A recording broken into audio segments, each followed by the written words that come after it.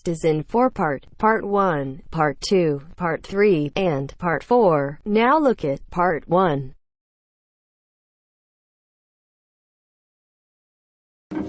Part 1. Course information. First, you have some time to look at questions 1 to 5.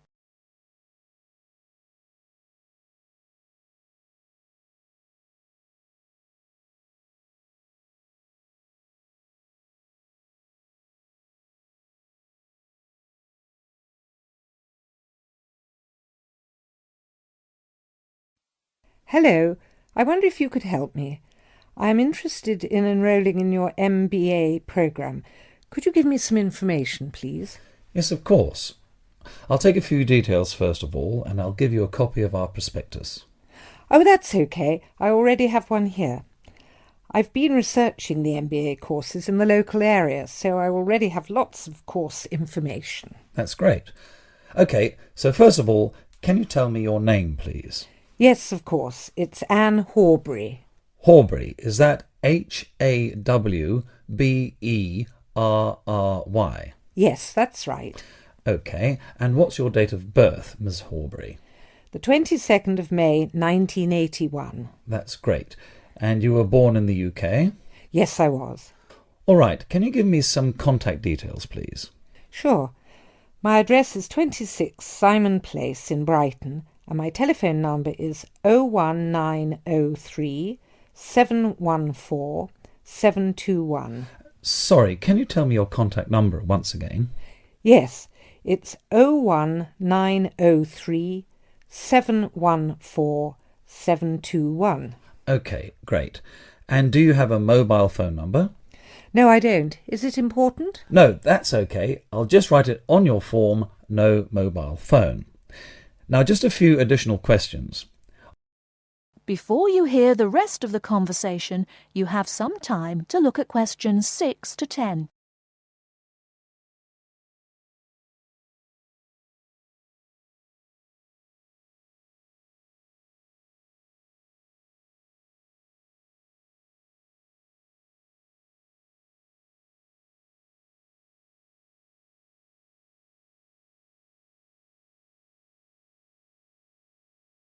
Now listen and answer questions 6 to 10. Are you working or studying anywhere else at the moment? Yes, I'm working for Lloyd Enterprise in the city as a secretary, and I'm also attending a computer course part-time in the evenings. Great. So can you give me some details about your educational background? We need to make sure that your qualifications match the entry requirements. Yes. I completed a business degree a year ago. I've been working since my graduation, but the job market is very competitive these days, so I'd like to do some postgraduate study now. OK, that sounds fine. Your degree is relevant, and it's good that you have some work experience too.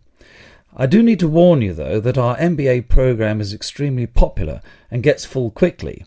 So would you be interested in applying for any alternative courses if your application is not successful this time? Well, my first choice would, of course, be the MBA, but yes, I've had a good look through your prospectus, and I would also be interested in the international marketing course. That's great. It's always a good idea to keep your options open just in case. Finally, can you tell me where you learned about our courses here? Actually, my cousin studied the MBA course 2 years ago, and she recommended it to me. OK, well, thank you for coming in today. I will pass your details on to our admissions department.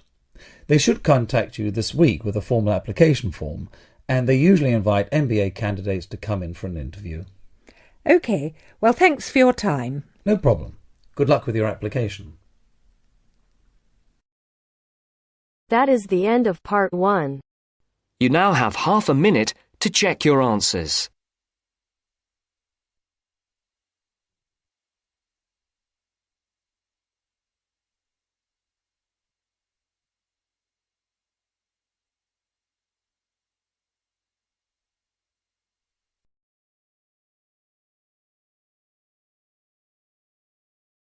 Now turns to Part 2.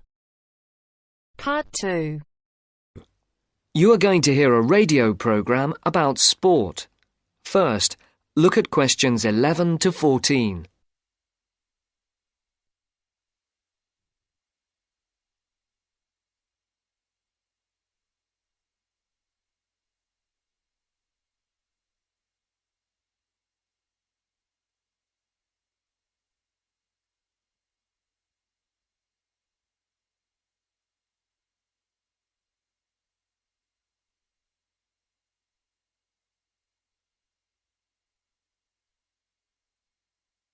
For these questions, listen carefully and circle the correct letters.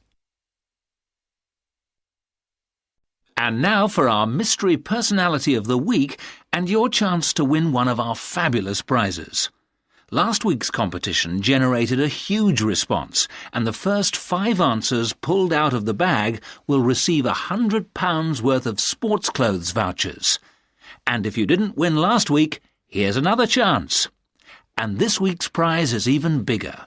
We're giving away 10 prizes of £250 worth of book, music and clothes vouchers to mark the first anniversary of the show on the air. So get your pens ready to take down the address details.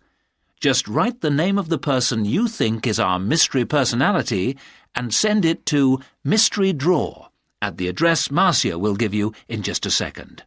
The address will be repeated at the end of the show for those of you who didn't get it.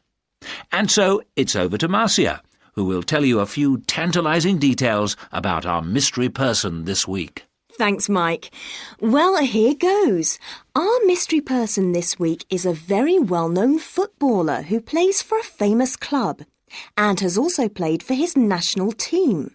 He is very talented and is enormously popular, especially for the part he played in a famous footballing victory. And 2 clues. He hasn't got a famous wife, and he speaks French. If you think you know who it is, then pop the answer on a postcard and send it to Mystery Draw, P.O. Box 5110, London SE1 5LE. That's P.O. Box 5110. And please don't forget to write your name and address too. And now it's back to Mike. Before the broadcast continues, look at questions 15 to 20.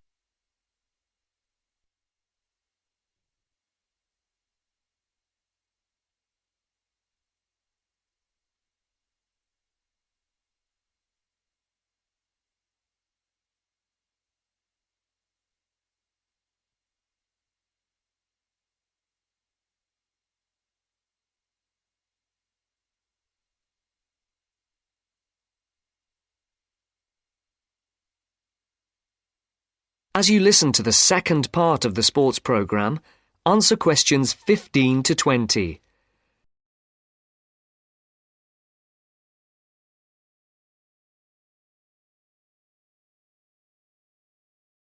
Circle the correct letter. Thank you, Marcia. Get those postcards in and make this a bumper anniversary draw. Now, if you remember, last week on the show, we talked to the organiser of a new group set up to help young people up to the age of 20 to get involved in activities like horse riding, tennis, scuba diving, cycling, or any form of sport which involves some kind of expense. John Tebbit, the organiser, rang us to say that the response to his appeal on the show was staggering. A large number of people, both young and old, have offered their services free as volunteers. The whole thing has been overwhelming. John said that they had also had numerous offers of help throughout the country to use facilities free of charge. As if that was not enough, they've received many donations, including several rather large gifts of more than £5,000. On behalf of John Tebbit, and also of those who will benefit from the generous gifts to the Trust, I would like to say thank you. This week, we're going to talk to a very unusual athlete indeed. Patrick, who is 20 years of age, has been wheelchair-bound for the past 5 years after a motorcycle accident left him paralysed from the waist down. This has not stopped this young man from getting out and about. He's an inspiration to all of us. Patrick has excelled in archery, beating the best in the field. So much so that he has won sponsorship from leading sports manufacturers, which has now enabled him to devote more time to perfecting his skills. So I would like to introduce you to Patrick, who is going to tell us what this sponsorship means to him.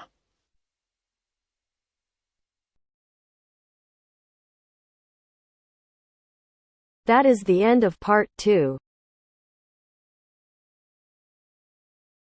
You now have half a minute to check your answers.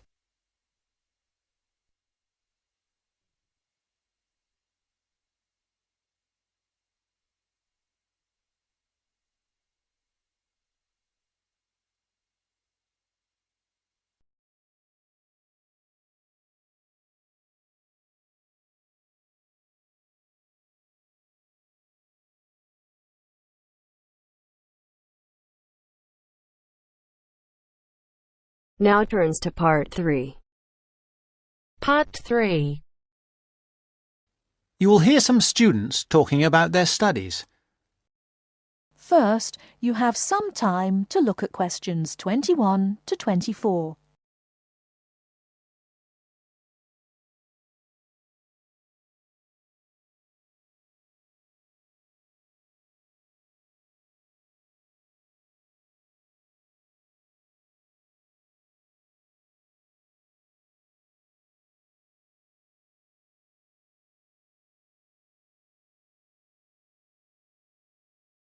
Now, listen carefully and answer questions 21 to 24.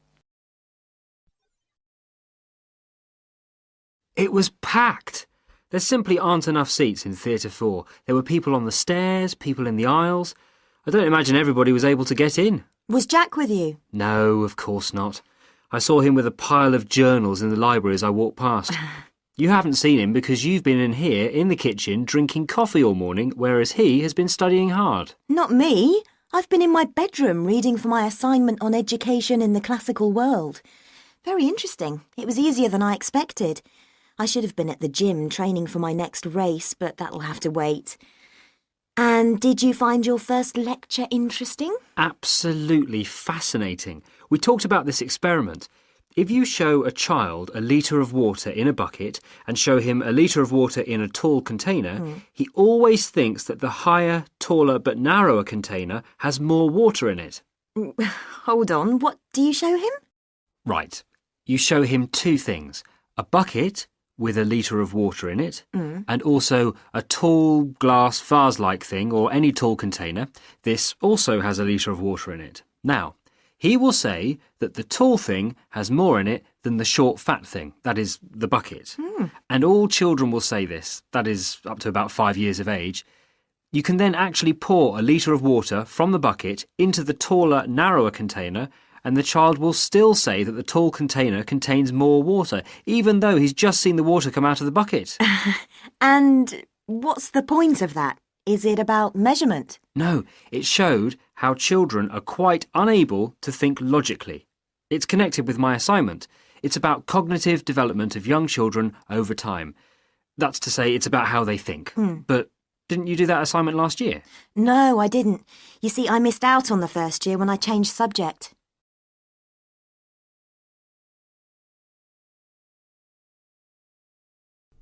Before you hear the rest of the talk, you have some time to look at questions 25 to 30.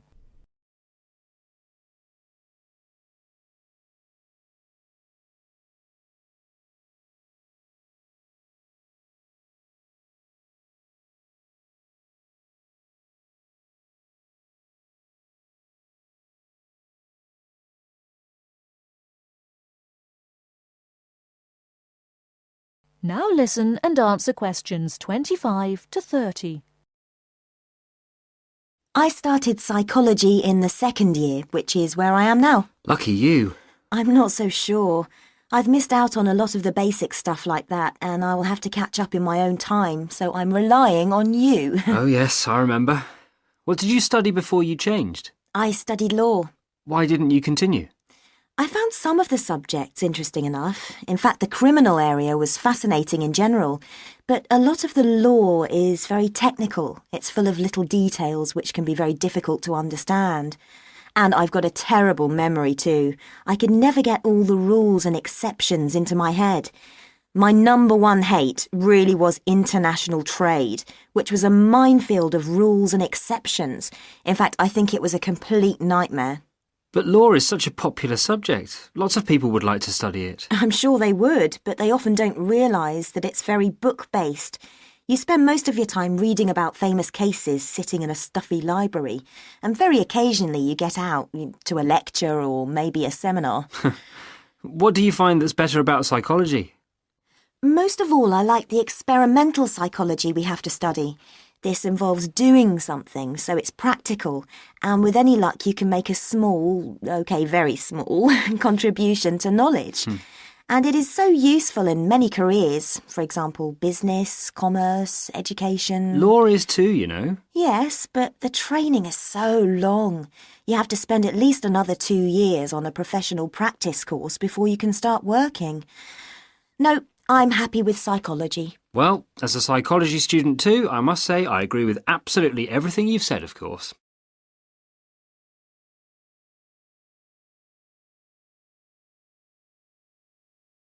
That is the end of part 3. You now have half a minute to check your answers.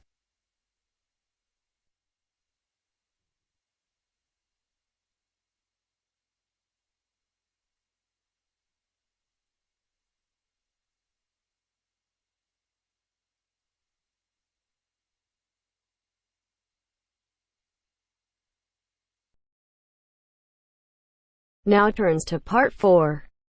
Part 4. You are going to hear a talk about universities and colleges in Britain. As you listen to the talk, complete the notes below. First, you have some time to look at questions 31 to 40.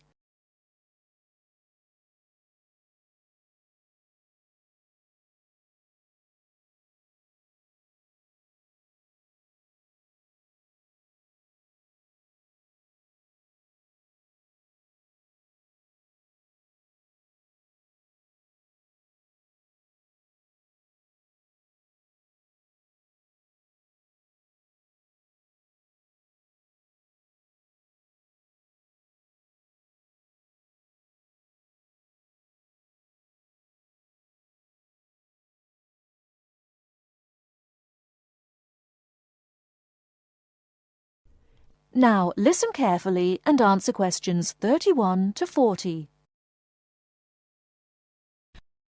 Every year, thousands of young people want to study in Great Britain. They come from a range of backgrounds and have varying expectations of what their study in the country will be like and how to apply to the university. Today, I'd like to talk on universities and colleges in Britain. There are 45 universities, 30 polytechnics, and about 1,000 major technical, commercial, education and art colleges in the UK. In 1973 to 1974, there were over 251,200 full-time students in universities, of whom almost 10% were from overseas. A total of nearly 276,350 students attending full-time courses in establishments of further education, and about 130,270 in colleges of education. University first degree courses in arts and sciences are normally of 3 or 4 years duration, and, with very few exceptions, students are not admitted for any shorter period of study. The academic year normally extends from October to June and is divided into 3 terms. Information about courses and entrance requirements should be obtained by writing direct to the university at least 12 months before the proposed date of admission. All applications for admission are dealt with by the University's Central Council on Admissions, the UCA, to which all candidates seeking admission to a full-time internal first degree course or a first diploma course of more than 1 year's duration must apply. Full details of the admission procedure are to be found in the UCA Handbook, how to apply for admission to a university. A copy of this handbook and the standard application form should be obtained from the UCCA at P.O. Box 28, Cheltenham and Gloucestershire, GL 501HY. The application form must be returned to the UCCA by a stated closing date, usually in December, October for Oxford and Cambridge. The UCCA will continue to send application forms to universities for consideration at their discretion for a limited period after the 15th of December. But candidates are strongly advised to ensure that their application forms reach the UCCA by the stated closing date to help their chances of selection. Candidates who fail to obtain a place in the initial selection period are automatically put into the clearinghouse scheme in June-July, when these candidates' application forms are again sent to those universities which still have vacancies. Students from the following countries should send their application forms to the UCCA via the Overseas Student Office of their own country in London: Bahamas, Brunei, Cyprus, Ghana, Guyana, India, Luxembourg, Singapore, Tanzania, Thailand and Uganda. Graduates of a university in Britain or overseas who wish to take another first degree course should approach the university concerned to inquire whether it wishes them to apply direct or through the central UCCA scheme. Now, let's turn to transfer. It is very rare for a student who has begun a first degree course at one university in Britain to transfer to another British university with a view to completing it there. And there is no provision for the automatic granting of credit for university studies already undertaken. Students who have already completed some university-level study should make inquiries directly with the individual university. To be considered for admission, a candidate must show that his earlier education has qualified him to enter the course and that he speaks, writes and understands English sufficiently well. The usual minimum qualifications for entry to a first degree course in a university are good passes in the General Certificate of Education, the British School Leaving Examination, either 3 passes at ordinary level and 2 advanced level, or 1 at ordinary level and 3 at advanced level. A certificate which gives admission to a university in the candidate's own country will be taken into consideration for admission to a British university, but a university may still require passes in some subjects of the GCE, or an equivalent examination. It should be noted that possession of the minimum entrance requirements does not guarantee admission.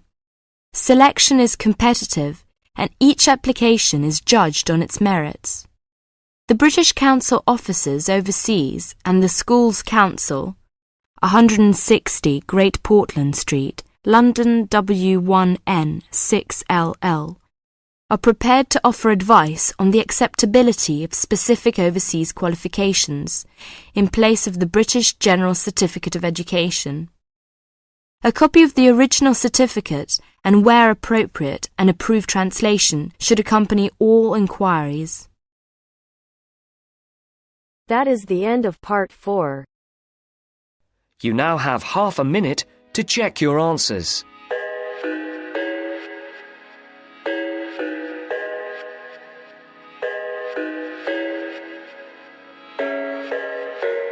I thought I had it figured out, believed in us, we were meant to be, no doubt. A teenage love, everybody else could see the way we were, living in a fantasy.